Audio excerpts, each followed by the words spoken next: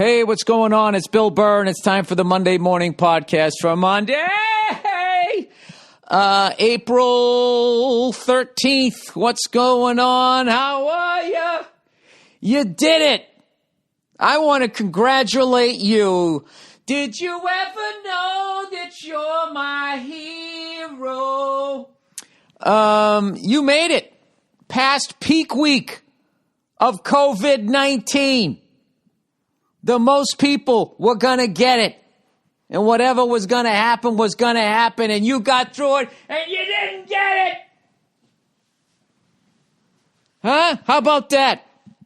You wore your mask. You kept on your gloves. You took your vitamin C. Hey. Don't breathe on me. 6 feet, motherfucker. Right? Everybody thought you were the asshole. And now look at you. You're on the other side of it. Huh? Their regular season is over, and you've gone into the playoff rounds. Look at that. You had a great fucking combine. You're a blue chip pick now. Asymptomatic, motherfucker. Well, how many people can say that? Yeah, reality, mathematically speaking, over 99% of the world's population can say that. All right? But still, a lot of people got that shit, and you didn't. You didn't. And I'll tell you, if world history and the causes of war that I have learned throughout, when we fucking either come in or go out, goddamn thing, bing, bing, bing, bing. Boom, boom, boom, boom, on my fucking house. Ding, ding, ding, ding, anytime anybody fucking walks in and out. Anyway, if anything has told me what that means, okay, that you are asymptomatic after peak week, what I have learned through my reading of history, that means only one thing and one thing only. God loves you better. Okay, God, don't get me wrong. God loves everybody. Okay? But certain people, he loves more. Okay? And depending on what book you guys hearing that bing, bing, bing, bing every fucking 5 seconds. I don't understand it. Do not understand it. Bing, bing, bing, bing. Like a criminal's going to stop. Oh, they fucking bing, bing, bing, bing me. If that's just coming upstairs to me, then all he's got to do is snuff me out, right? Yeah. That's what I've learned. Throughout history, depending on what book you read, all right? If you read the Quran, God loves Muslims the most. If you read the Bible, he loves the Christians. If you read, what do Jewish people read? The Torah? Or is that a kind of sushi? What the fuck is their Bible? They have the Bible. They just stop. They stopped at the first one, right? They stopped at the Old Testament. And then the Gentiles kept going. And went on and made fucking Godfather 3. We should have stopped at the classic. We got greedy. We kept going. We kept fucking going. Yeah. Just know that. I know it's a rough time. I know it's a strange time. I know you're trying to figure out what this new world means. But if you're still asymptomatic, just know that the invisible guy that only talks to you through your thingy thing in the middle of your chest there, he loves you more than he loved other people, evidently. I learned that by going to church almost every week. La la la la la la la la la la la la la la la la. Jesus loves us best, even though he made everybody. Well, Jesus didn't make everybody. Jesus is like the Donald Trump of the God family. You know what I mean? God comes down, he builds the empire, the universe. All that is said, the black and the white, the up and the down, the odds and the even numbers, the alpha and the omega, whatever the fuck that fucking mumbo jumbo shit is. And then he comes in, right? Albeit with a better head of hair than Donald Trump, right? But still, he was definitely doing something wild with his hair. You know, trying to look like the fucking lead singer of the Black Crowes, you know, Jesus Robinson. And then he came along, and what did he do? He starts fucking showing off, walking on water. Hey, look at this little basket of bread. I got enough for everybody. What, you got a little bread behind you here. Oh, right? Walking around, no shirt on like JFK Jr., just doing anything he can to fucking add to his legacy. And what happened? What happened? He ran his yap too much. He drew too much attention to himself. And just like in any respectable mob family, he got himself whacked. That's what happened. Jesus became more trouble than he was worth. Okay, if he kept his fucking shirt on, you know, did a little fucking miracle here or there without anybody seeing it, you know, stopped calling attention to himself, but that wasn't his thing. You know, he saw what his dad did in 6 days. You know, 6 days, guy put his feet up on Sunday after having created the whole fucking universe. So right now you're Jesus, okay? You know, you already have some sort of weird family dynamic, you know, Joseph giving you the side eye, having to sit there and be all right that his wife got the God dick, you know, and he somehow has to follow that. It didn't mean anything. It didn't. No, wait. He didn't bang her. I don't know what he just looked at. He just looked at her, whoa, right? And then she was pregnant. It's so fucking hard to keep track of those goddamn stories because there's not like a fucking grounded point that you can start at. Well, I guess you can. There was this couple, Jesus and Mary. Remember that band, the Jesus and Mary chain? Were they the ones that say, I got everything to do with you, hoo-hoo, I'm alive. Let me see. Jesus and Mary chain. What was their song? Don't know what color your eyes are, baby. Were they the ones who sang that? All right, what do we got here? Jesus and Mary chain. Oh, my God. Oh, the master. Meet your new instructor. Those fucking master classes. Go fuck yourself. Wouldn't you be out mastering, doing whatever the fuck it is you're good at? Where is it? Come on, let's hear a little volume here.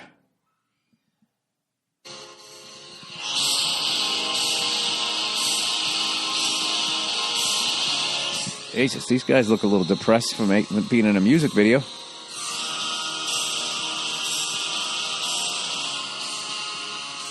Oh, is this the guy from The Cure? Wait a minute. Is this one of these depressing people?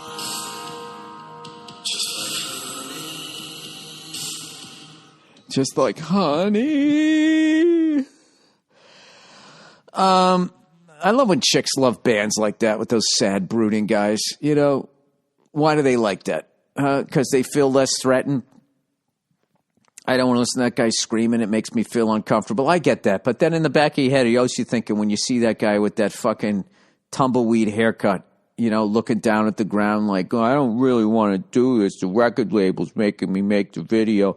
Are they thinking in their head, this is the kind of rock star I could be with because I think I could control him? You know, he's not getting any puss with that fucking look on his face, right? Staring at the ground, drawing fucking half moons with one foot in the dirt. Fucking hands in his pockets. Hey, reverse Jim Morrison. Fuck do you think you're doing? You got the vibe of somebody who worked at Kinko's back in the day. Oh, my God. Remember the Kinko cunts? Oh, they were the worst. Or were we the worst? I'd come in. How the fuck do I use this thing? Well, you place it down, face down, and you hit start or print. All right. Old Freckles is down 11 pounds. He's sticking with his diet. And I'm here to tell you that over 50, you can get your abs back if you're willing to put in the fucking time. And just not eat anything that's remotely fucking, I don't know, you get used to it. you get used to it. But I've decided, I'm going to get my abs back, and I'm going to be able to play good times, bad times. I have done neither yet, but I've come closer. All right? I did fuck up yesterday because we had a little Easter dinner, and there was a little bit of chocolate cake there. Bill is great. Ate some chocolate cake. One of my favorite bits of all time. Yeah, so I did a little bad yesterday, but, I'm going to be good for the rest of the fucking week. And then I've just been doing my fucking little abby ab workout every day. And then at night, when everybody's to bed, right, I go out to the garage, and I just work on the good times, bad times thing. And my wonderful instructor, Dave Elich, helped me out once again. I said, well, I don't fucking get it. I can sit here and play this lick at 80, 85 BPMs, and then I try to play it with the song, and I crap out at 70 or 75. What's going on? And he just said, let me ask you this. How are you practicing it? Are you just sitting there doing it for how long? I said like 5-10 minutes. He goes, yeah, you're burning your foot out. I was just like, oh, yeah, I didn't notice that. So now I changed my approach. So I do it for a few minutes, leave it alone, play a couple of songs, come back to it, and it's made a world of difference. Made a world of difference. Is I saying that right? Made a world of difference. Yeah. For some reason I thought it was differences. So I just keep doing that. Now, have I fucking told you guys about this kid that I'm following on Instagram? Have I? Where the fuck is my phone? I know my phone's here. I gotta give a shout out to this kid. This fucking kid is amazing. I don't know how old he is, but he looks like he's like fucking 17, 18 years old. He's playing all these old school, like note for fucking note, this kid is playing all these old school, like Buddy Rich, Max Roach, Roy Haynes. I haven't seen him mess with Tony Williams yet. You got to see this kid. Papa Joe Jones stuff. All right. It's Grayson, Greyson _ I don't know how to spell Nekrutman, Nekrutman.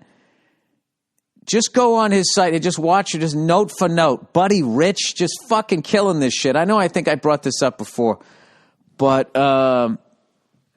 absolutely incredible. And it's really cool to see somebody that young that is into that shit. Because my dad used to listen to all that stuff, so I grew up on that. And a lot of that type of stuff, plus the crazy shit that I was listening to, or at least the shit that he thought was crazy. I remember he used to call all of our music jungle culture. Because right around that time, what was that band? Do you really want to hurt me? Didn't they have jungle in their name? Do you really want to make me cry? Who was that? I literally just had the name, but then I said, wait.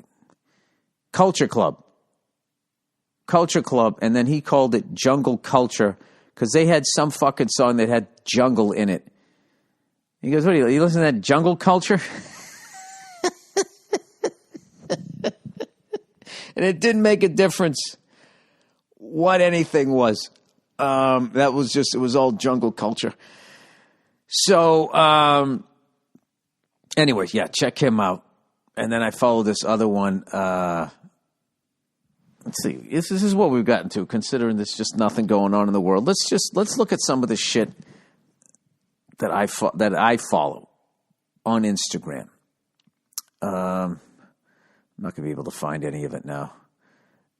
I follow, obviously, All Things Comedy.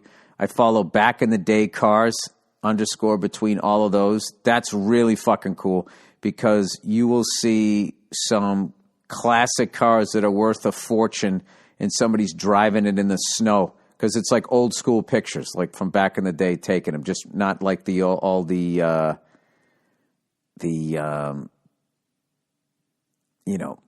Meekum, everything is fucking mint on it. Nate Smith drums. I am Derek Bennett, bass player. And then there's one I follow. It's like Solo Dallas is a great one. What's the one here? There's one, Dr. Steve Gadd, of course. I follow one that says trucks your dad would drive, I think is what it is. That 70s perspective. That's just the dumb shit that I don't know. There's something about lions, too. Of course, now none of them have posted. Yeah, I watch a bunch of shit about lions, and for whatever fucking reason, I do watch a bunch of shit lately. Animals killing each other. And I also watch a bunch of shit about helicopters. My dream helicopter, which used to be the fucking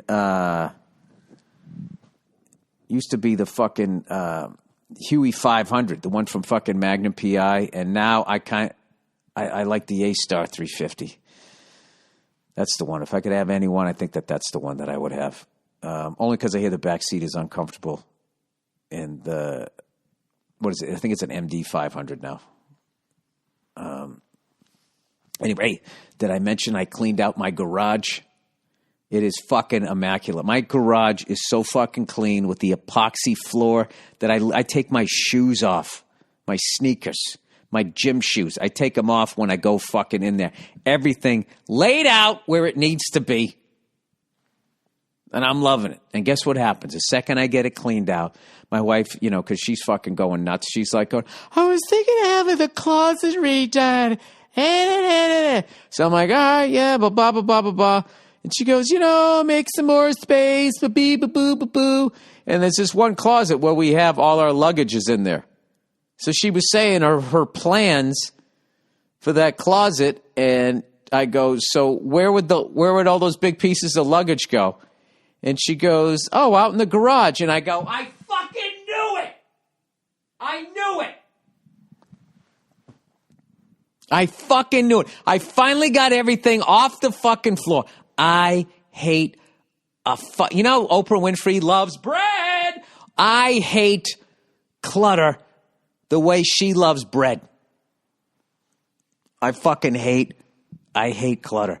And I fucking hate... The garage is one of the coolest fucking places in the house if it's neat. And there's nothing cooler than when you go over a man's house.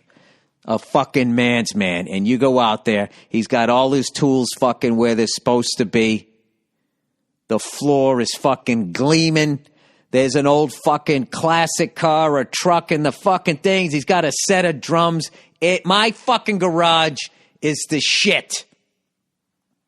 Little area to work out, to keep the dad bod under fucking control. Okay, you go over a man's house, he fucking says hello, he shakes your hand, he gives you some roast beef, you're trying to size him up. I'll tell you, you have no idea who the fuck you're sitting across from until you go out and you look at his goddamn garage. All right? If you go out in his garage and it is a fucking mess, you don't want to get in business with that guy. If you go out there and there's a bunch of lady shit out there, fucking strollers and old dresses and shit, this guy has his junk tucked between his legs and he's not going to be able to take the ball over the goal line. Okay? And at that point, you take his dead fish fucking hand, you shake it, you thank him for the fucking roast beef, whatever the fuck sandwich he made you, and you walk out and you don't even look back. Because you don't want to see him standing on the top of his front steps, right? His bottom lip quivering as he thinks about the man he could have been, knowing why that you're leaving. You don't want to see that. You get in your car, right? You put on a little Night Ranger and you fucking drive away. Sorry. So anyway, she's trying to tell me that, no, the closet people are good. I'm like, closet people? It's a fucking epidemic, pandemic, whatever the fuck it is. It's a emic. They ain't fucking coming up. I'm saying after it's done, after it's over. They're going to come over here and they're going to do some shit out in my garage. It's usually called a garage, but this is called a garage because I go into it. What are you, a little light in the loafers there, Freckles? I got, so we're just going to put some cabinets, all right, in the back, right? So my wife goes, you know, what? First they were going to be white. And I'm like, I don't want white. It's going to look boring. You know, just a row of white cabinets. And then also a garage is an inherently dirty place, no matter how much you clean it up, right? The fucking landscapers come over. They got the fucking leaf blower. That always gets underneath the goddamn thing there, right? Oh, my little buddy, the lizard, I think he got eaten by a snake. I haven't seen him in a while. Made me really sad. But now there's some more lizards. Like the geckos, they fucking hang out. Was kind of hoping the dude was going to be all right because he was, he had a safe haven in my garage. And, but when you're a lizard, when you're a gecko, you're basically, you're an appetizer. You're for the, you're like the slider of the lizard family. So I haven't seen any of my buddies lately. They all had names and now they're gone. So now there's this one little one that my daughter loves but is also scared of. She likes it because it's a baby. When it tries to run away from us and it's on the epoxy floor and it can't get a grip, it's doing like 1,000,000 miles an hour with its legs, but it's only going like half a mile an hour, and it kind of freaks her out. But anyway, so I was like, I don't know. She goes, how about black?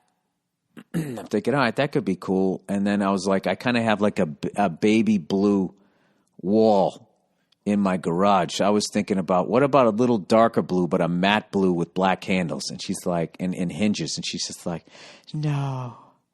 And in my head, I'm like, we made a deal when we got into this house. The house was yours, and the garage was mine. Why are you making decisions on the color of the cabinets? And she just looked at me and laughed. So evidently I'm getting the matte black, which is a little hacky, I think, at this point. But I think it's going to look good up against the blue, maybe. I don't know. But anyway, and then my little podcast area, I'm getting a bookshelf that's of quality now, unlike the last one. And I'm getting all my shit. And everything's going to be fucking ready to go here. So I'm going to come out of this quarantine, all right, with over 50 abs, which means you still want my shirt on. You don't want to see them. You just want to be like, oh, for an old guy, he looks all right with all of those clothes on. Key part of that sentence is all of those clothes on.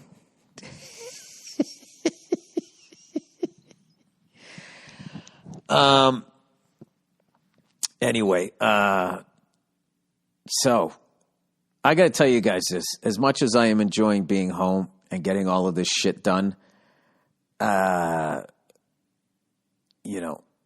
spending time with my family, losing weight, getting 8 hours sleep, having some time off. I really miss going out there and making you guys laugh. And I'm thankful that I get to do this, but I can't hear you laughing. In fact, someone I went to high school with sent me a text message, and he goes, hey, man, I was listening to your podcast. You made me laugh, blah, blah, blah, whatever the hell I said. And it actually, the text message really made me feel good. I never thought I've did stand up for so fucking long, 28 goddamn years, never took a break. This is the longest I've gone without doing stand up since I started. And easily. And I remember saying to my wife numerous times going, because I kept saying I was going to retire from this shit when I'm around 70. She goes, you're never going to retire. You're going to die on stage. I go, yeah. I go, you don't get it. You don't fucking get it, right? And I think after taking a month off here, I think she's right. It's too much goddamn fun. It's too much fun, and I just keep thinking of dumb shit that I want to say or start talking about, because that's how the process works with the bullshit that I do. I go, that's kind of a fucked up thing to think. I'm going to start talking about that tonight on stage and see where it goes. Huh? Do you think any, I wonder, what's going to be weird coming out of all of this? I'm wondering if the white chicks lost all their momentum, during this whole woke time that was actually supposed to be about people of color until white women took the whole fucking thing over, and that's all anybody decided to listen to was them. I'm just wondering if they have lost any of their momentum. And I have to tell you from the bottom of my heart, if they have, I think it's really funny.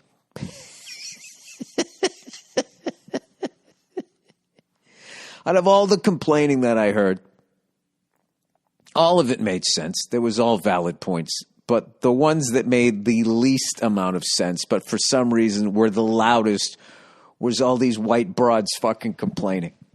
White broads married to white men living their white lives. I couldn't believe the degree of difficulty. I couldn't believe their lack of perspective.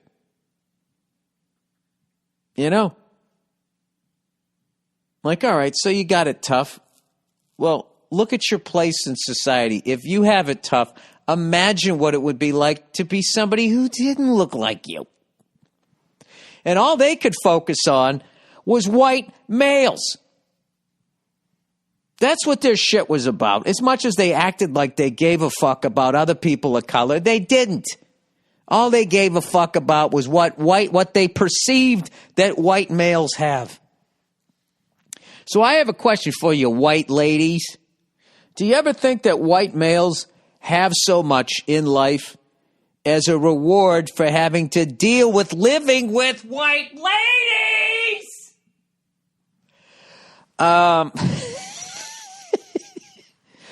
Oh man, you know what? Geez, you know what I watched the other day? I was watching some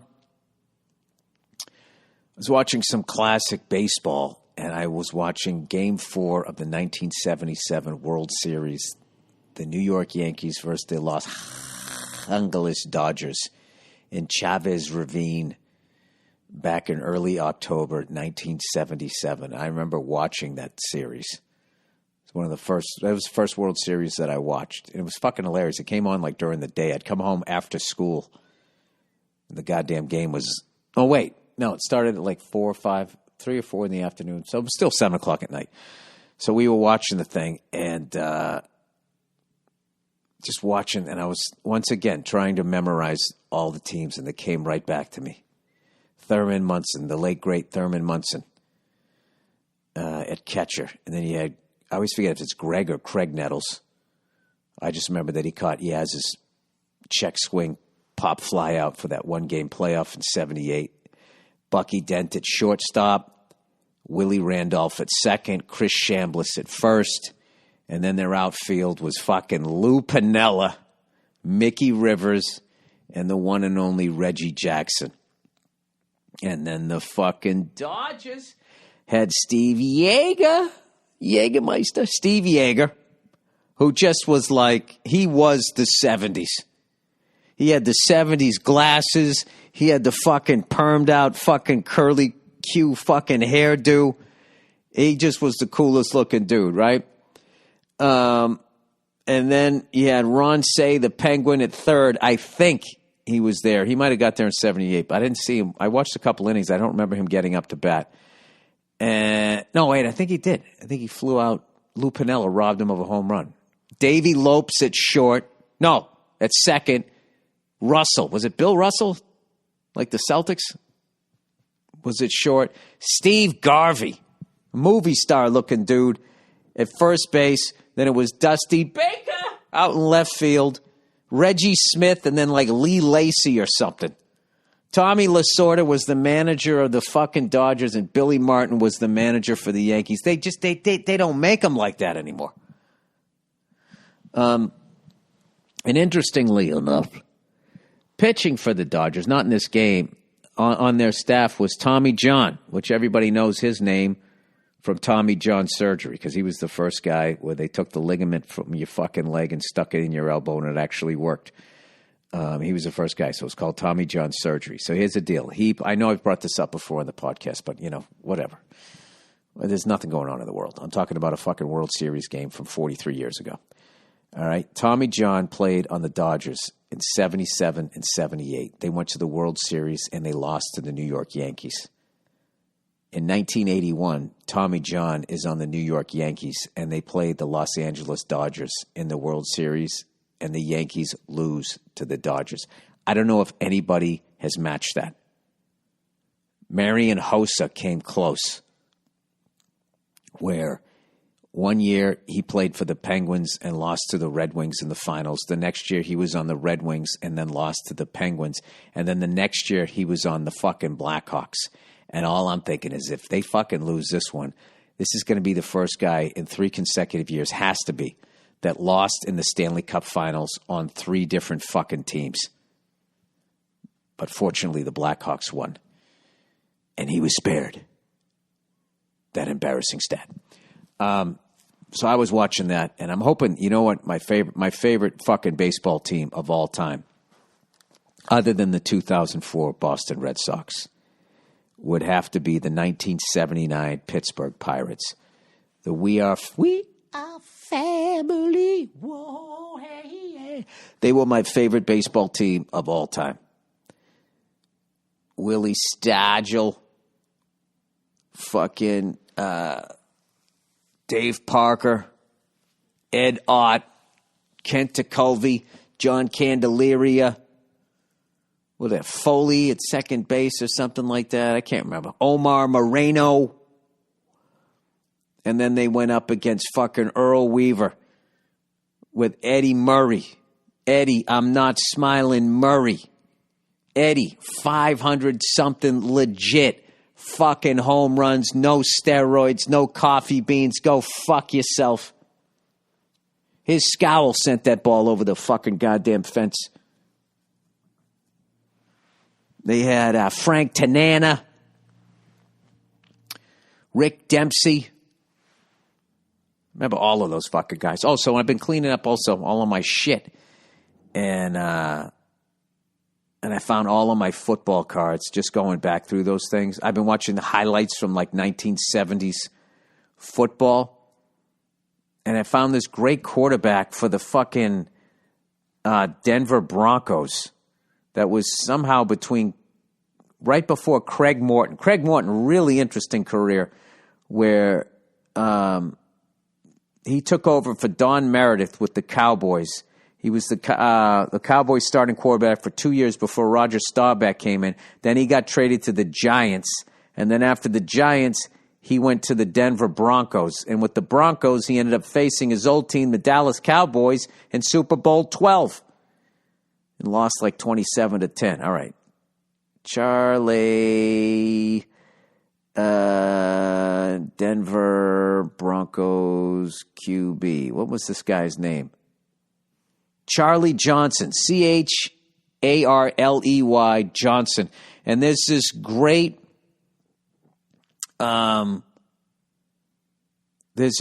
clip of him talking about his first start as a QB. This is back when they were really forgiving of starting quarterbacks, just going, they never win, and that they, and Charlie Johnson talks about his first game saying, like, man, I thought I had the offense down. I thought I could read defenses and all that. And we played the Green Bay Packers, and he goes, I did throw 2 touchdown passes, but unfortunately they were both to Green Bay defensive backs. Has like a southern drawl, just like the old school, gunslinger. When I was a kid, they had This Week in Baseball. Bump, bump, dun, dun, ba-da-ba-ba-ba-ba-ba-ba-ba. And they showed all the highlights from around the league. This is before they had fucking ESPN. So this is the only way you really could watch all these cool highlights.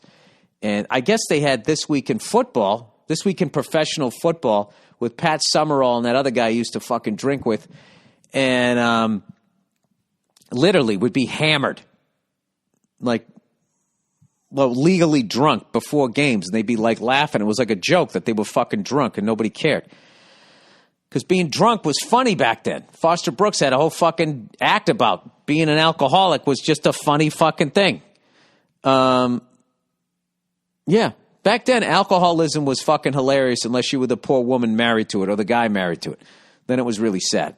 But they had this show on, so they have like highlights of the 74 season, 75. You can watch all the weeks, the old uniforms, the old stadiums. And I just been watching. They're like 42, 43 minutes long. They're fucking tremendous. Cannot recommend them enough. And what else have I been watching? Fucking hate when I do that. I was trying to check to see how much time I had done to see if I needed to read the advertising. I hit stop. Now I got to fucking edit the goddamn thing together. Well, God knows I have the time. Anyway, my mother-in-law called me up. She was like, Bill, you got to watch this show. So I said, all right, put it on. It's called Flipping Boston. They did like 2 seasons. It's these 2 guys who basically in the Lynn area, Marblehead, Lowell, they like flip houses. Let's see how this poem goes. Lynn, Lynn, the city of sin, you never go out the way you went in. And there's a second verse, right?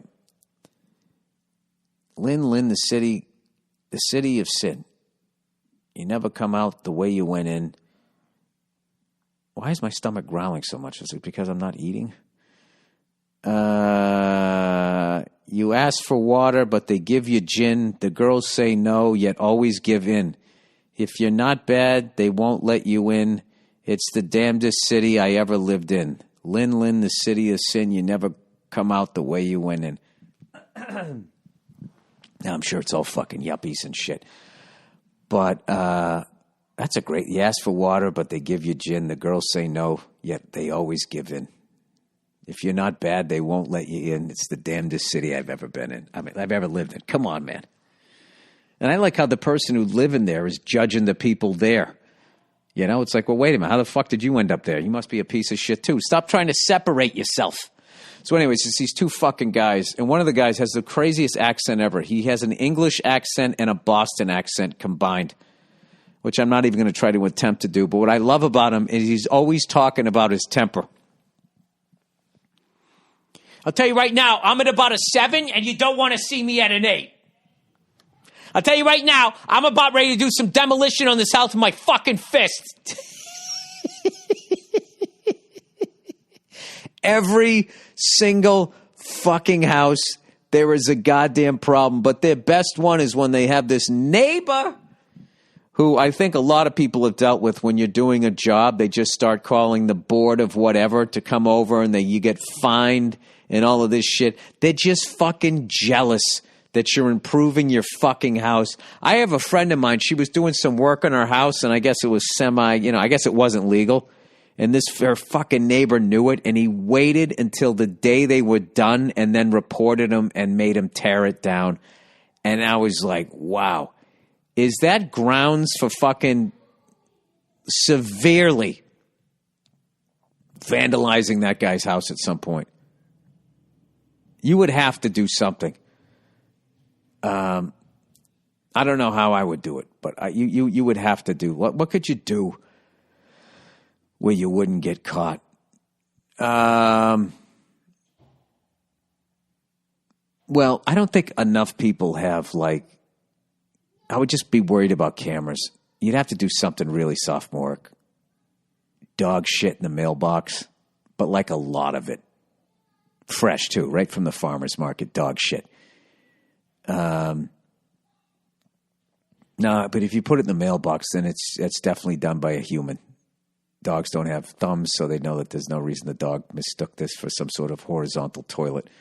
So what you'd have to do is you just have to keep putting... This is what I would do. I would pick up dog shit in the neighborhood, and I would drop it. I would drop it in the same location every fucking day. Oh, then eventually he would film you. All right, so what you need to do is you need to get creative. There just has to be fucking dog shit involved in it. You know? I'd throw it up on his roof. I would just constantly, because he's a piece of shit. hood of his car. And this is what you do. You just do it forever. And you do it like once every fucking 30 days. Okay, the first day, because he doesn't think it's going to happen.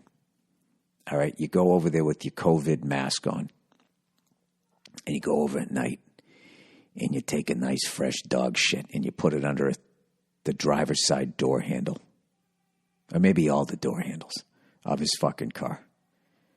All right? Just to let him know that he started a fucking war that, he's not going to like the results of.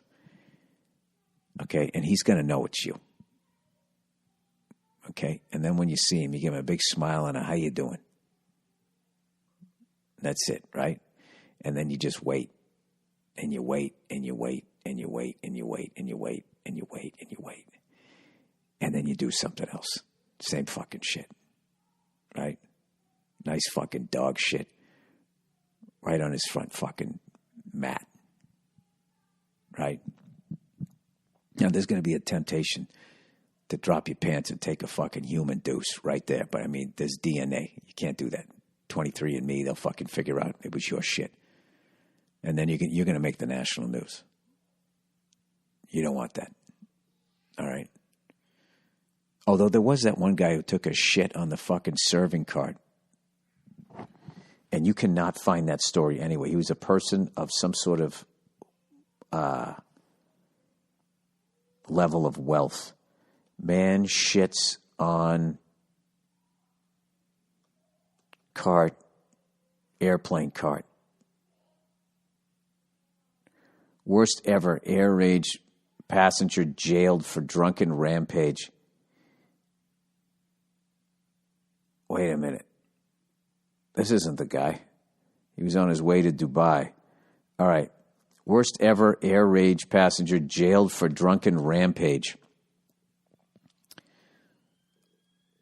Yeah, see, this isn't. I bet this is a fucking lie to cover the rich dude, because there was a rich dude who did this in like the fucking 2000s here in America.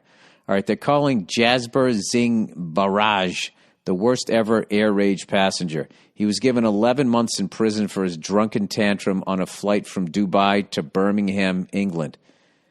The judge who handed down the sentence spared no harsh words for Mr. Barrage. On the Emirates flight, the greatest airline I've ever been on, you drank vodka mixed with wine and then proceeded to abuse cabin staff. You demanded more alcohol and swore repeatedly, even though there were 4 young children behind you who had to listen to your tirade. You told a female member of the cabin crew that if she were on the ground, you would punch her in the face. And in particularly grotesque piece of behavior, you dipped your finger in your glass of wine and rubbed them on your private parts. The air hostess felt abused and disgusted after seeing you touch yourself in a sexually explicit way.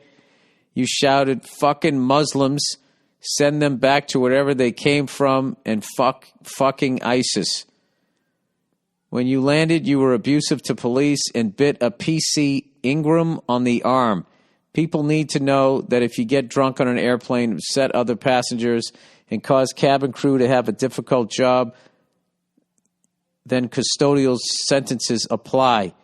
You have many previous convictions, and it seems you will not learn your lesson. Okay, but I don't think he deserves because of the worst. Okay, the honor belongs to Gerard B. Finneran. In 1999, Finneran, this is it. The 58-year-old head of an investment banking firm was seated in the first-class cabin of a United Airlines flight from Buenos Aires, however you say it, to New York, taking advantage of the free liquor being served. Well, isn't that the airline's responsibility? In that section of the plane, Finneran proceeded to get very, very drunk. When a concerned flight attendant refused to give him another glass of wine, Finneran took charge of the situation and began serving himself drinks from the beverage cart.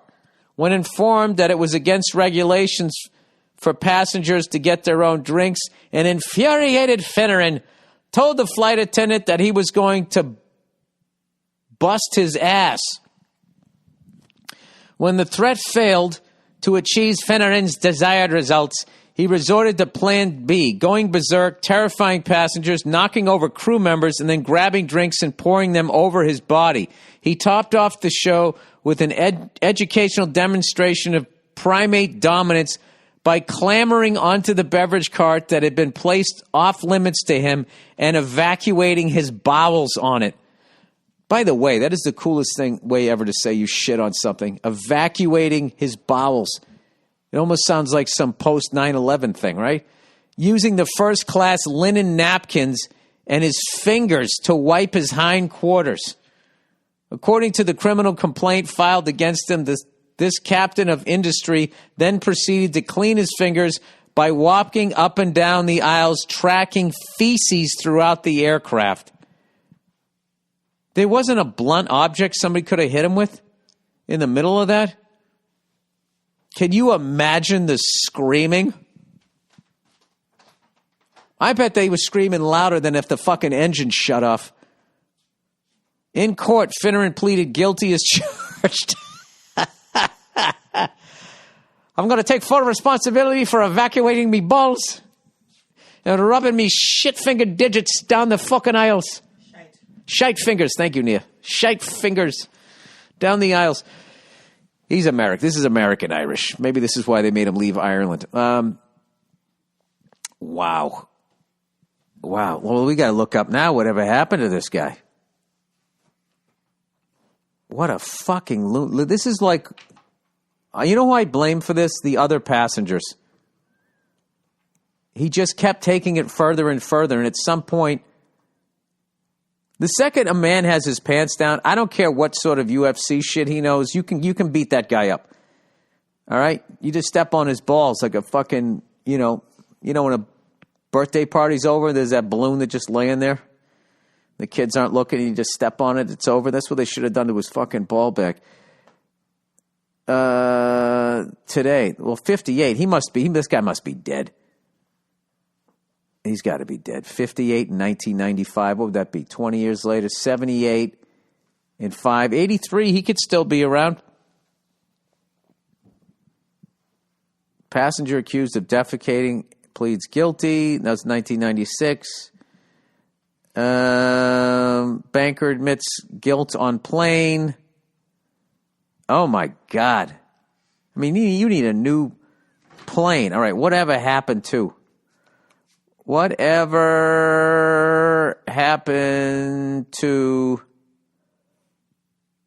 Gerard Finneran? Hey, Nia, what are you doing? Huh? I'm getting ready to take the kid outside. You are? Yeah. You don't want to come over here? Huh? Said you don't want to come over here? Well, she's in her room. Oh, all right. All right. I got to read some advertising here. Hey, Nia, what was that Pasta Man documentary we were watching last night with that fucking guy who made that unbelievable pasta? Funky. What is it? Funky on Hulu. Funke. Funky. Funke on Hulu. Do they still have a restaurant out here? I don't know. We didn't get to the end. We both fell asleep. Oh, my God. When you're done, we need your help with something. Okay, cool. I'll be right there. She wanted to come say hi, but I told her not to. Do you want her to? No, she can say hi. Hey, Boo-Boo. Come here. So the name of the documentary is Funky? Funke. Funke on Hulu. This guy making pasta is incredible. Hey! Whoops. Huh? My baby tooth grew in. Your baby tooth grew in? Yeah. Did you put your other tooth under the pillow so you get your secret wish? Yes. What's your secret wish? Chocolate ice cream. Yeah. I always read her this book. Is that your little dance? I read her this book, One Morning in Maine. Yeah, my tooth fell off. That's right. So she pretends to dig clams like little Sal. Why in the book why Will J in the boat? That's right. And the other day I was reading Blueberries for Sal, and you know the whole book by heart now. Yeah, and we house one. The house one? Yeah. What one's that? It was one like the blueberry with her mother writes down the blueberry in a can for the winter. And they're canning them for what? The All cold winter, and they're canning them for the house. Yeah, can them for their house. That's right. All right. Can you say Happy Easter, everybody? Happy Easter, everybody. All right, buddy. Good job. Let me do the rest of this, okay? Come on, honey. Okay, we'll see you later. All right. Yeah, so I was reading Blueberries for Sal, a Robert McCloskey book, and One Morning in Maine, Make Way for Ducklings, A Time for Something or Other. Like I've gotten them all at this point. I got to get that lentil one, and now she wants to go to Bucks Harbor at some point, which is way up in Maine, and there's actually Mr. Condon's where he kept store actually still exists. Or no, the auto body place where he fixes the guy's outboard motor. If you've read the books, you know what I'm talking about. If not, you're like, what the fuck's this guy talking about? All right. Simply Safe, everybody. You know, with all the uncertainty in the world, feeling safe at home has never been more important. It's why I want to talk to you about Simply Safe Home Security. They're longtime friends of show's name, the Monday Morning Podcast. And for good reason. Simply Safe has made it easy to finally get comprehensive protection for your home. Oh, yeah, so if you're trying to get your neighbor back, if they have Simply Safe, you're going to get caught. There's no technician or salesperson that needs to come and disrupt your house. You don't need to pay any outrageous monthly fees or sign a 2-year contract. Just order online, set up yourself in under an hour, and your home is protected 24/7 with emergency dispatch for break-ins, fire, and more, all for just 50 cents a day. And we're not the only fans of Simply Safe. U.S. News World Report named Simply Safe Best Overall Home Security of 2020. Right now, when you head to simplysafe.com/Burr, my listeners will get free shipping and a 60-day risk-free trial. That's simplysafe.com/Burr to make sure they know that our show sent you. From Simply Safe and all of us here, wishing you safety and good health. And I got one other here. LegalZoom, everybody. Health and safety is on top of everyone's mind right now. No matter what happens, you want to make sure your loved ones are protected. That's why LegalZoom continues to provide a reliable way for everyone to set up the right estate plan without leaving your home. It starts with finding the answers to your questions. Do you need a last will and testament or a living trust? What about an advanced healthcare directive? And what's a power of attorney? That's power of attorney means somebody can be you on a legal document. Don't ever give that away. Never give away power of attorney. You have to sign the shit. All right. Thankfully, you don't have to figure everything out on your own. LegalZoom's online resources make it easy to get started. And if you need to speak to an attorney, their independent attorney network is there to guide and advise you. LegalZoom isn't a law firm, so you won't have to worry about expensive billable hours adding up. Take important steps for your family today. Go to LegalZoom.com to get started on a last will, living trust, and more. Or find out how you can speak to an attorney for advice on the right estate plan. LegalZoom, where life meets legal. All right, so I've been getting crazy back into cooking, even though I'm just cooking kind of like not fun, healthy shit. I have been cooking for my ladies, my lovely ladies here at the house. And so I've decided that I'm going to learn how to make my own bread and whatnot. I just, not even because of this fucking bullshit that's going on. It's just something that looks like a lot of fun. It takes me back to being a little boy and playing in the fucking mud. That's what I like about baking. There's something just fucking sloppy about it. Yeast. Hey, Billy Sourdough Tits. I'm in fucking great shape. I don't know why I get all these tits this and tits that. All right, I've had problems with the booze that I put on the weight, but I'm tipping the scales here at $169, 170. All right, 32 fucking years out of high, 33, 34 if I didn't stay back. Making yeast is easy. I can do what you do, easy. Just 2 ingredients. No need to pay high prices for it to. For some lunatic who's hoarding it. Here's the recipe. Ingredients. 1 1/4 I'm assuming that's a cup of unbleached all-purpose flour or milled wheat/wheat berries. 1 cup of clean, warm water. Sterile jar with cheesecloth or lid. Instructions. Mix the flour in warm water and keep it room temperature. After several days, the mixture will start to bubble and will begin to rise. Whenever I see that word, I remember that Louis C.K. bit where he was arrested and they made him strip down naked and he had his hands out to the sides and the cop goes, "All right, I need you to lift my testicles." And he was standing there and goes, "Well, can I use my hands? Or do you just want me to be like, rise, testicles?" Some jokes just stay with you. That one always stayed with me. Keep your soda in the refrigerator when not in use. Use as you would any sourdough starter. That's all there is to it. And then I just do the sourdough thing. Yeah, isn't that called the mother? All right, vaccine. Yo, Bill, back in high school 4 years ago, you turned me on to a healthy way of thinking about the news and the things they intentionally get us mad about. Oh, good. I'm glad you bought into my way of looking at the world. I hope I'm right. I was wondering if you were skeptical about the idea of getting a COVID vaccine or possibly just weary of being part of the first wave.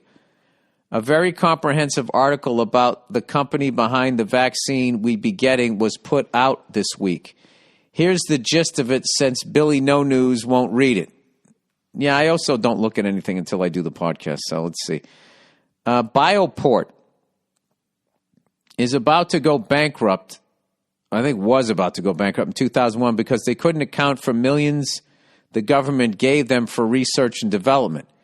They're about to go bankrupt, but 9/11 happens, and their anti-anthrax vaccine is needed. So instead of being happy, they still had a business. They doubled down and lobbied for enormous amounts of stockpiled vaccines to be sold to the government. It was later proven that they had foreknowledge of the anthrax attacks. They rebrand as Emergent and cornered the market on the anti-drug of treating opioid overdoses and quickly made it too expensive for mass distribution while suing competitors making anything as close as effective. A man on the board of this company was in charge of biodefense under Bush and pushed to vaccinate troops with Biothrax, a drug not approved by the FDA. Huge shocker, it wasn't safe. Killed 20 active servicemen and over 4,000 became ill. So when it comes to COVID, I'm sure they're on the case. All right, I'll send you guys this link and you guys can make up your own mind. But, we've heard one side. We've heard the prosecution's case. I don't know, guys. I live a little life. All right, that sounds like the plot line of the next Marvel fucking 8-movie trilogy, however you say, 8-part series. Is that a miniseries? I don't fucking know. All right, the name. Bill, I thought the whole story was ridiculous. I work in radiation and my wife works in the ER. This has to be a voice text. Who starts a fucking email? I thought the whole story was ridiculous. It's like I just walked in on a conversation. I work in radiation with my wife, and my wife works in the ER. Since January, all medical professions called it that. What, the name? I'm Chinese, born in China. My wife is Korean, born in Korea. Calling it that doesn't make it racist.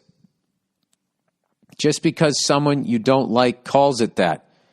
Everyone called the Wuhan virus and the China virus interchangeably for months. No one called it corona because there are lots of coronaviruses. So why would you call it just that? All the energy and time wasted on every news outlet and Twitter people with nothing to do all day could have gone towards deploying better information. Well, you're also making the assumption that everybody who jumped on Twitter and got up in arms on that was actually working on some sort of vaccine or making people safe. It's just mouth breathers talking. And I don't necessarily think that what he was like at face value, it's not racist, but his background where he sees both sides of a story involving neo-Nazis and a dead protester of neo-Nazis. He's like, well, there's two sides to each story. That type of shit, among other things, is why, yeah, you're not going to convince me that the guy is not a full-on fucking, just overtly fucking racist dude. Because I don't have a problem with conservative politics. I have a problem with sanity and somebody being fit for the job. And I felt that when he called it the China virus, it wasn't like necessarily my first thought was that's racist, is that I looked at it like this guy is shitting himself. And he's the quarterback of the team, and he's coming back to the huddle pointing fingers and yelling at the refs and doing all of this shit. And what we need is Joe Montana right now to come to the huddle and be like, hey, isn't that John Candy in the fucking crowd? And everybody's like, wow, look how fucking relaxed he is. We're going to be fine, rather than shitting yourself. So I know other people said that it was fucking racist, but like, you're not going to convince me otherwise that the guy isn't racist. I think how you are possibly in the way you view saying this, I don't think in your heart, the way you're writing this, that you are. You know what I mean? So I would say that. But let's continue on here. Anyway, I canceled a trip to visit family in February because Trump talked about travel ban in January, and I didn't want to get stuck there. My white friends tried to play it to me like it sucks that the racist is keeping you from your family. Now, I believe that too, because I also believe that people fucking hate Trump to a point that they're not even like rational. But I don't blame them for that. I think that if you watch CNN and you watch Fox News every day, you have an extreme hatred for half of your fellow countrymen, which is just an absolutely reprehensible / treasonous thing that the 24-hour news networks, both on the left and the right, have done to each other. I should be able, like I lean left, I should be able to sit down with somebody on the right and listen to their points of view, and we should be able to fucking talk and hang and be Americans. And also back in the day, you didn't bring up religion or politics because you didn't want to fucking argue with people. And I have this weird hybrid thing where I was raised conservative, sort of became liberal, and then kind of veered back a little bit conservative. But like, I kind of stay in the meat of it. You know what I mean? Like my conservative stuff, I think, has to do with like raising kids, and I think I'm really conservative when it comes to that shit. I'm conservative about what you expose kids to, as far as what they watch on TV and that type of stuff. And as I think a lot of liberals are, they just don't realize those are conservative fucking viewpoints. Where I really fucking draw the line politically is all like, you know, the extreme religious right, rapture, Jesus, lunatics. And then the extreme left where, you know, toys shouldn't have genders and you shouldn't be allowed to fucking blah, blah, blah, blah, blah. And, you know, why are we giving little boys football? I don't know, because little boys like football, you fucking idiots. You know, like, I don't, you know, or if they don't, you don't force them to play football. But I'm just saying there's no reason to fucking, you know, to prove whatever point you're trying to prove that if I have a son, he has to run around with a pink football. to make everybody feel like, hey, man, like, yeah, man. Like, I don't fucking get it. All that, it's just stupid to me. It's fucking stupid because I have to be honest with you. The shit that I've heard the extreme left say, some of the craziness of it and the way that they've gone about aggressively forcing their agenda down people's fucking throats is right there with what the fuck I see on the extreme right. All right? But, like, I don't think there's anything wrong with owning a fucking gun, but I think there's a tremendous responsibility. If you get a gun, you don't just buy the fucking gun and go, tell you what, somebody comes through that door, I'm fucking taking this thing out. Like, you should know how to fucking take that thing apart, put it back together blindfolded, and you should know how to fucking use it. And you should be constantly going to a gun range and practicing and respecting that you have that fucking thing in the house. And then, of course, have it in a gun safe and all of that, which I don't get how that fucking works. Where somebody comes into your house and they're running up the stairs and you're like 36 to the right, 22 to the left, 4. Ah, shit. I guess I am nervous, I think this is what you do. Your wife goes to the fucking safe and then you have a giant spear.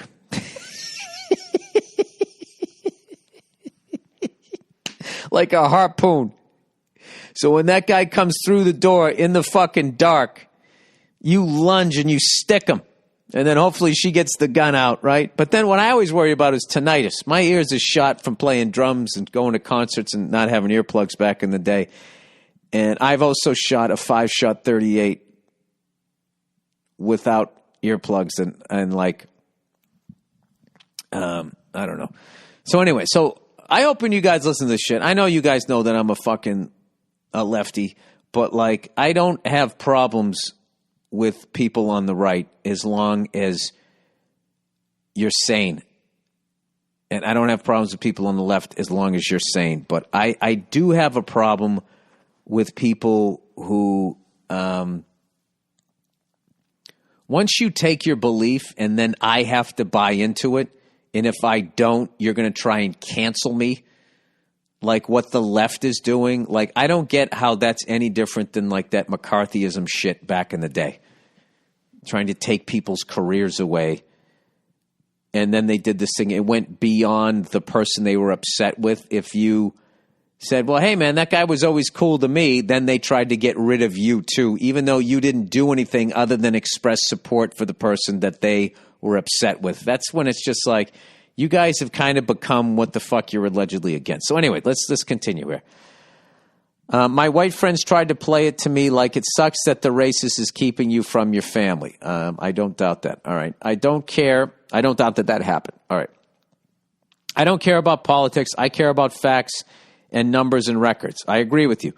When the World Health Organization reported on it in January, they said the virus might not be transmitted human to human. They knew it was, but they downplayed it by saying might. My colleagues and I knew this was bullshit. My wife treated someone in January and knew it was severe. I think everyone with common sense thought this as well, but I can only speak from people in my community. Now it's April, and when I mention the travel ban to my white hero friends, they have nothing to say. When I talk to my Asian friends here in America, we laugh about how much China lies about everything and how so many people are dead we probably don't know about. See, this is really interesting here, this shit here. Notice how I said we laugh about how much China lies, not that people are dying. Yeah, I got that. He said, Bill Maher made a video about the name this week. I don't think he's very funny and I don't watch his show, but I can agree with what he says on this. And just like the stupid conversation about the stupid name, I added to the waste of time. Wait, and just like the stupid conversation about the stupid name, I added to the waste of time. Health to your family. P.S. I saw Iron Maiden in South Korea in 2011. How cool is that? I took my then 62-year-old Korean father-in-law. He still refers to it as the loud opera. Oh, man, that's a great fucking name for an Iron Maiden album. Maybe not. I don't know. That's a great description, though. You know what? That was really eye-opening. A lot of that. I was guilty of some of the shit that you said there. I think in defense of everybody, we haven't had an outbreak like this in a long, long fucking time, a global thing like this. So I just don't think that we were prepared for it. I think we will be in the future. This is a great dry run. And that's that. But I mean, the new fly in the ointment is fucking air travel, where in a 24-hour period, you can go from New York City to Sydney, Australia, and bring whatever the fuck you have all the way over there. And then you sneeze on somebody and then gets on a flight to Singapore. And there it goes. So that's good. So what that person just wrote is the kind of shit that I love to read, because it cuts through all of that hysteria that all my CNN, Fox News friends, because I have both of those, you know. I have friends who on the right can watch Donald Trump talk about banging models, make references to that in the middle of a pandemic and see nothing wrong with it. And it's just like, dude, he's the fucking president of the United States. He shouldn't be talking about the pussy he's gotten. Okay, I know JFK banged Marilyn Monroe. We know the pussy they're getting. You don't talk about it. Can you guys do me a favor? If you ever bang a fucking model, you know what's cooler? The only thing cooler than banging a model is not telling anybody you did it. And then sitting there where everybody's telling their fucking pussy stories, right? I did this and I did that. And I said, hey, bitch, get over here and fucking did that. And you just sit there nodding your head, smiling. And hey, man, I can't follow that. That right there, that's the real fucking deal. All right, puppy dog, everybody. Hey, Bill, I suggest you get a puppy. It's the perfect time for you to get one. It'll put a smile on your grumpy face. And that joy will spill over to your lovely daughter who's tired of telling you to fucking relax. Well, gee, you made a lot of assumptions there. What do you mean she's tired? She's not tired of telling me to relax. Stop fucking superimposing your relationship with your dad on me. Me and my daughter get along fucking great. It's safe to assume you live behind a fence, so you shan't worry about the little one getting out.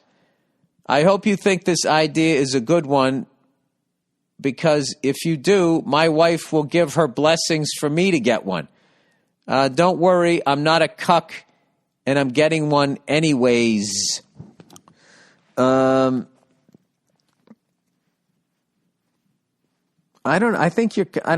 hate that expression, cuck. That's one of those stupid internet things that one person used it and now everybody uses it. It's kind of like now everybody's saying tone deaf is the latest way to say somebody isn't woke. They're a little tone deaf. Shut the fuck up. Your fucking all-white world. Yeah, buddy. I'll get a fucking dog when my life settles down. Okay? I'm planning on getting one right now. And my dream dog has always been a bulldog. My wife is against it. We've negotiated to French bulldog. And the next round of negotiations was one bulldog, one French bulldog. That's it. All right? And that's it. And it's going to fucking happen. Okay? It's not going to happen right fucking now when I have a 3-year-old. Okay? Who has more goddamn energy. It's like it just keeps going up. At the end of the day, like when we're putting her to bed, she's literally running around like a crazy person. Yeah, I'm not going to add a puppy to that situation. When my life settles down a little bit, I will. And then also, you also got a time when you're going to get a dog, okay? Because you know how long they're going to live. And the kid has to be of a certain age. I don't want to get a fucking bulldog when my kid's 3 and the thing dies when she's 9 or 10. However, those things live like 8 years, like 11. I don't need that. I don't need that. All right. Single mom advice on teen, but I appreciate your advice. Single mom advice on teenage boys. Hey, Bill, my boys and I are super huge fans. I've been a fan for many years. We enjoy watching your specials and listening to your podcast. I'm a single mom with a son who's 14 and another that is 11. I'm going through this teen segment of parenting all on my own, and I am curious on what advice you may have for my boys. What are some things you think are essential for a boy to grasp at this age? Any wisdom you could share with them would be awesome. We would really appreciate your thoughts. Thank you for all the love. Thank you for all the laughter you bring. And please tell Nia I love her, and hearing your daughter always makes me smile. All right. Well, you know something? This is something I was talking to somebody the other day about what they should teach people in school. I'm at that age. Oh, by the way, everybody. It's time for advice. Hey! Your host, Billy Burr. That's me. And I'm ripping off this melody From somebody else. All right. This is the advice I would give. All right. If you have a crush, if they have a crush on a girl, right? Just walk up and say hello. Tell her that you like her and see if she'll go out with you. Simple as that. Get over that fear. All right? Because here's the thing. It's always embarrassing the first time you do it if they're not doing it yet. It's always fucking embarrassing. But once you do it, it's like doing that first open mic. The first time you bomb, you survive it. And then somewhere along the line, you learn to find the humor in bombing. And if you can do that, you'll never be afraid to ask for what you want in life. So right now, the chicks you want to bomb with are the ones when you're 11 and 14, because that's just puppy love. But someday when the girl of your dream comes along, you want to have the confidence to walk up and say hello so you get what you want in life. The most important thing ever. Finding the person you're supposed to spend your life with so you can be happy. All right? Secondly, you got to teach somebody how to break up with somebody. Very simple, but they never teach you. You just tell the person, just say, hey, listen, we need to talk. They sit down, what's up? Just say, listen, I think you're a great person, but, you know, I'm not happy. You know, and as much as I like you and everything, there isn't that thing that's making me feel like this is a lifetime love. I have love for you, but I don't have full lifetime love for you. Something like that. And there's nothing anybody can say to that shit. And then just don't get fucking roped back into it. And then they're going to cry, and they're going to go through all of that shit, and there's no reason to be mean or anything like that. And just sit there, hug them, be nice about it. And you can just say, listen, I don't want to waste any more of your time or my time. We should both go out and find the people that we're supposed to be with. And as much as this hurts you right now, someday you're going to find that guy that wants to love you for the rest of your life. Okay? And you'll be very thankful that I set you free to go find him. Something like that. That last line might have been a little corny, but you got to teach them that. All right? Next, teach them about money. All right? They're going to be getting to the point soon where they're going to be going off to college, believe it or not, in the next 5 years for that kid who's 14, and then they're going to give him a fucking credit card, and they're going to get in all of this. And the fucking bankers, what they want to do is get you fucking in so much goddamn debt before you even realize what the fuck happens. You're running on the wheel for the rest of your life, and maybe in your 60s you come out of it. All right? I would show them the Goodfellas scene after they knock off the Lufthansa heist. When Robert De Niro, don't buy anything. Don't buy anything. If I can give you any fucking advice, now that I'm cleaning out my garage and looking at all the fucking shit I saved over the years, don't buy anything. Don't collect anything. Don't get involved in that shit. Live a very sparsely furnished fucking life. Do not give in to fucking consumerism. All right? Live well within your means. Okay? Always have enough money that if you're not liking a job, you have the time to be like, fuck you, I'm out of here, and find something else. If you suddenly get laid off, if there's a fucking pandemic, you can survive. All right? Do not get involved in living week to fucking week. Less is more. Less is more. Less is more. And then as far as all the kids that you go to school with, whatever they think about you, none of it matters. Because in the next 5 years, you're going to graduate and you're never going to see 99% of them ever again. Even with fucking social media, you're never going to see them again. So you have to listen to your voice and what the fuck you want to do in life, and you follow that. Okay? And know that when you set off to make a dream happen, that when you tell people that that's what you're doing, the bigger the dream, the more negative feedback you're going to get. And you have to understand, as Tom Papa told me, that whenever he made a big decision in life, he realized that, so much of people's reactions to what he was doing had nothing to do with him. It was them working out their own bullshit. All right? And then just be a good shit. Don't fuck people over. Try not to hurt anybody. You're a human being. You'll make mistakes. You will. Just try to own up to them and try not to repeat your mistakes. And other than that, be forgiving yourself and try not to be a cunt. There you go. All right? Notice, none of that involved your grades or having 2 years of a fucking language and all that other horse shit they try to get you to fucking buy into. All right.